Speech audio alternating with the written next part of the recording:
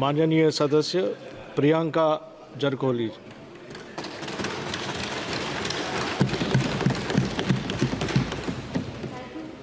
Sir, first of all, I would like to thank the people of my constituency, Chikkodi, for electing me as their representative. Firstly, I would like to quote Dr. Babasaheb Ambedkar ji's quote, as he fought a case in Chikkodi court, so it's an immense pride for me to come from that constituency.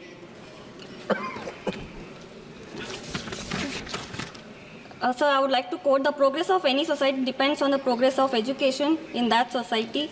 But in the recent times in our country, the nation is facing a lot of issues in the education sector. Currently, our nation is facing challenges regarding to the quality, accessibility, and equity in the education. Since 2014, the annual budget for the Ministry of Education has been steadily declining. This budget decreased funding for school education of 16.8% from the revised estimates and 7% overall for the Ministry of Education.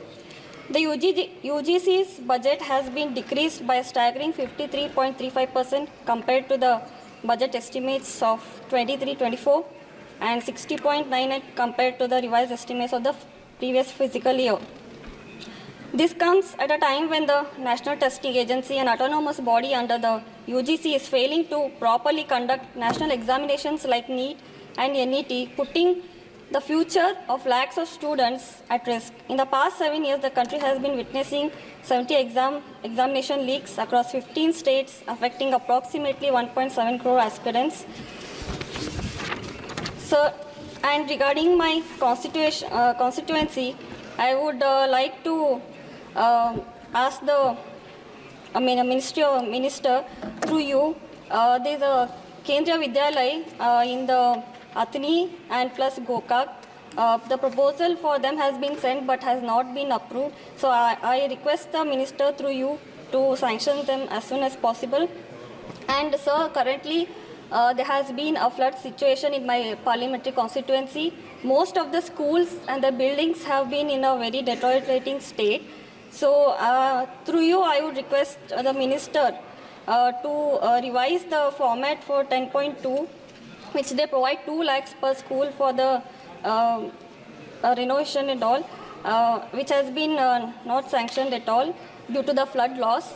And also I would like to ask the government, as there are many students in my parliamentary constituency of SC, ST and OBC, whether there has been a lot of privatization in the education sector. So what steps the government has been taking to make sure that the rural background people will be able to access reasonable education in today's time? So I would like to know the answer for that, sir. Yes, sir, thank you for allowing me to speak. Thank you once again. Thank you Priyanka ji. माननीय सदस्य श्री